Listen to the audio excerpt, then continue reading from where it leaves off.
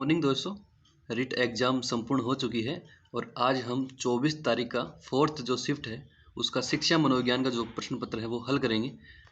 तो आइए देखते हैं। प्रश्न नंबर 1 है, परीक्षण की खालिस्तान का संदर्भ दो भिन्न अवसरों पर एक ही परीक्षण पर किसी व्यक्ति द्वारा प्राप्त लब्धांकों की संगति से है। तो इसका राइट आंसर होगा विश्वसनीयता। राइट आंसर होगा इसका ए, विश्वसनीयता। आगे देखते हैं। बच्चों को मुफ्त और अनिवार्य शिक्षा का अधिकार किस अधिनियम के अंतर्गत आता है? तो आरटी 2009 है ना, निःशुल्क और अनिवार्य शिक्षा।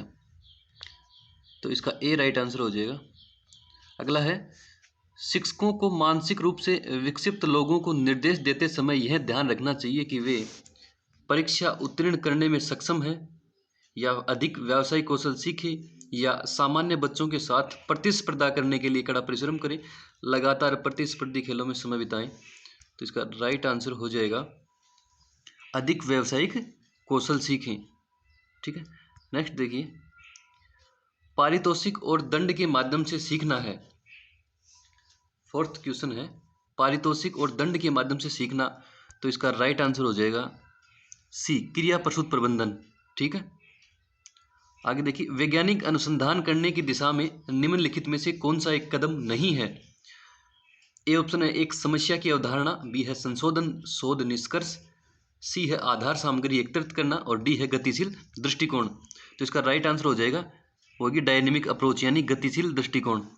आगे देखिए, प्रश्न नंबर 6 है, स्थिर अवस्था बनाए रखने के लिए शरीर की प्रवृत्ति को कहा जाता है। दोस्तों इसमें आंसर मैं खुद भी बी करके आया था लेकिन वो गलत है। इसका मैंने आंसर देखा तो इसका आएगा सम स्थिति। इसका ए राइट आंसर होगा। स्थिर अवस्था बनाए रखने के लिए शरीर की प्रवृत्ति क्या कहलाती है? सम स्थिति। प्रश्न नंबर 7 देखिए, सीता एक डे सेंटर में काम करती है, वेतन कम है और काम के घंटे लंबे हैं, लेकिन वह बच्चों के आसपास रहना पसंद करती है और उच्च वेतन वाली नौकरी की तलाश करने की कोई इच्छा नहीं रखती है। सीता की प्रेरणा किस प्रकार की लगती है?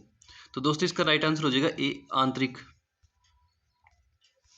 प्रश्न नंबर 8 है, प्रतिभाशाली की पहचान में हमें प्राथमिकता देनी चाहिए। माता पिता की राय, वस्तुनिष्ठ परीक्षा का परिणाम, शिक्षकों की राय और सामुदायिक दृष्टिकोण।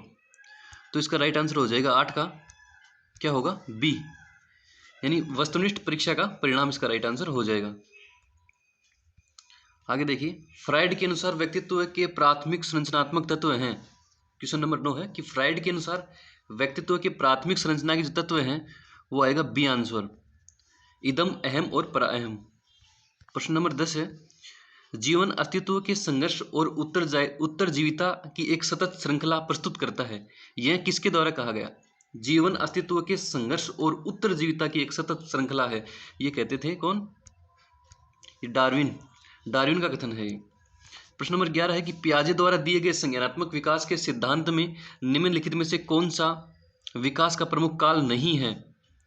तो इसमें संवेदी है, पूर्व संक्रियात्मक है, औपचारिक है। इसमें सी इसका राइट आंसर हो जाएगा, ये नहीं है ना।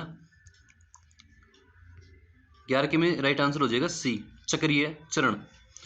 12 का है, क्वेश्चन नंबर 12 है कि जब कोई व्यक्ति सूचनाओं को संशोधित कर रहा होता है तो मस्तिष्क में चलने वाली मानसिक गतिविधि क्या कहलाती है? दोस्तों मैंने गूगल से चेक किया था, ये इंग्लिश का जो वर्जन है, जब आप इससे गूगल पे जब आप स्पीक करोगे इस पर तो इसका जो राइट आंसर दिखा रहा है वो दिखा रहा है विचारण। ठीक है, विचारण इसका यानी थिंकिंग, इसको थिंकिंग को राइट आंसर मान रहा है गूगल। जब आप इसका इंग्लिश वर्जन जो है जो आप वॉइस करोगे तो इसका राइट आंसर थिंकिंग दिखा रहा है। 13 नंबर पे दे रखा है, निम्नलिखित में से कौन सा संज्ञानात्मक कार्य पत्ती के स्वस्थ स्तर को बनाए रखने में मदद करने के लिए उपयुक्त नहीं है?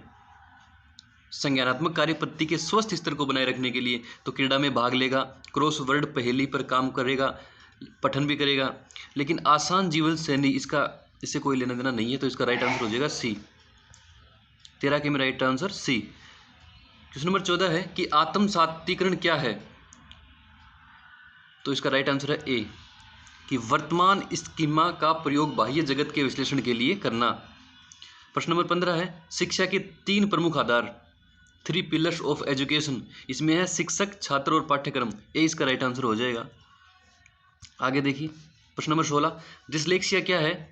तो डिसलेक्सिया पठन संबंधी विकार है। तो पढ़ने में जो कठिनाई होती है वो राइट नंबर ए है इसका जो है 16 में डिसलेक्सिया का हो जाएगा पढ़ने में कठिनाई। बुद्धि लब्धि निकालने का सूत्र क्या है? तो इसमें क्या होगा?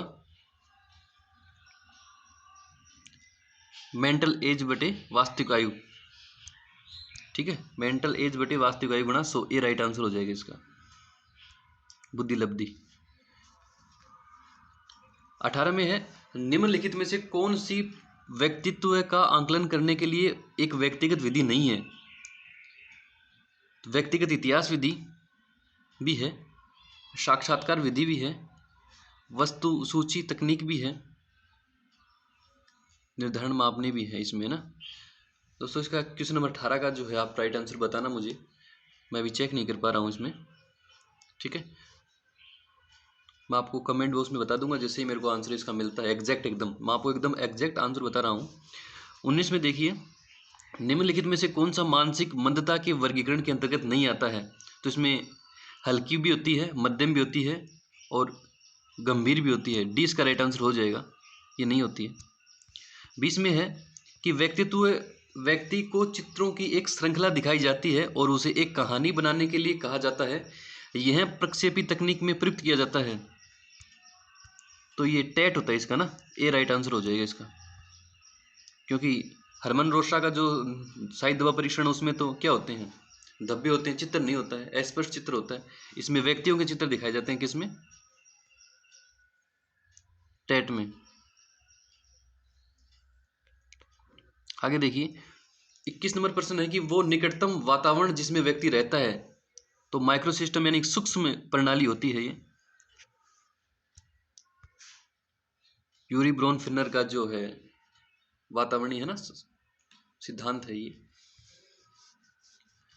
प्रश्न नंबर 22 है कि खालिस्तान ने बहुबुद्धि का सिद्धांत दिया, तो हार्वर्ड गार्डनर ने बहुबुद्धि का सिद्धांत दिया है, सभी जानते हैं। तो 22 के में हो जाएगा ए आंसर। 24 में है आरटी 2009 अधिनियम के अनुसार निम्नलिखित में किस प्रमाण पत्र के बिना कोई विद्यालय स्थापित नहीं किया जाएगा? तो मान्यता प्राप्त है ना, बी आएगा इसको। 24 में है अनुभव द्वारा उत्पन्न व्यवहार या व्यवहार क्षमता में किसी भी अपेक्षाकृत स्थायी परिवर्तन अधिगम कहलाता है। 24 के में राइट आंसर हो जाएगा ए।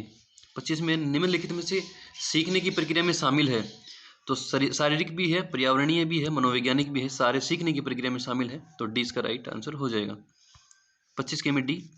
26 के में है आनुवांशिकी तंत्र के अध्ययन के क्षेत्र में नवीन शोध किस दिशा की ओर अग्रसर है?